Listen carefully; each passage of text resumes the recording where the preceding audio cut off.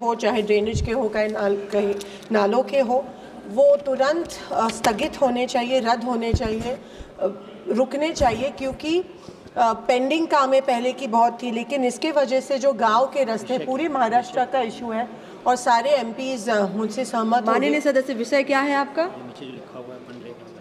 सार्वजनिक कामों का जो जीआर है वो नो मनरेगा आपने जो यहाँ विषय दिया है मनरेगा से संबंधित है। नरेगा का ही है मैम, नरेगा का ही है।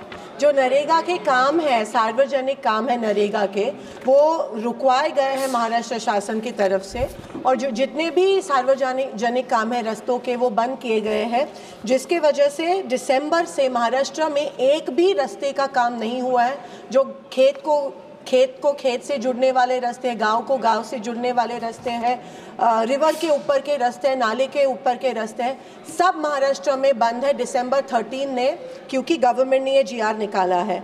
और महाराष्ट्र गवर्नमेंट में 100 दिन के जो नरेगा के जो काम है, उसका जो पेमेंट है केंद्र शासन से, वो भी 2 महीनों से बंद है। 100 दिन का पेमेंट केंद्र शासन का जो है वो बंद है। 100 दिन के ऊपर जब 20 दिन लगते हैं, 15 दिन लगते हैं, उसका भी जो स्टेट गवर्नमेंट का पेमेंट है वो पिछले 2-3 महीनों से नहीं आया है।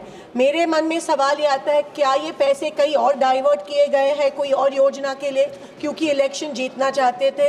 ये सवाल है, क्योंकि अगर गांव में रास्ते का काम नहीं हो रहा और उसके लिए जीआर आया है कि सारे काम बंद होने चाहिए, तो ये चिंताजनक चीज़ है। और मैं आपके माध्यम में से सरकार को कहना चाहती हूँ कि ये जो जीआर है उसके ऊपर आप तुरंत स्टे लाए, ताकि महाराष्ट्र में जितने भी पानन रास्ते, जिसको हम पानन रास्ते कहते हैं, सार्वजनिक कामें शुरू हो, तुरंत ये जीआर को स्थगिति मिलनी चाहिए। ऐसे में आपके द्वारा निवेदन करती हूँ। धन्यवाद।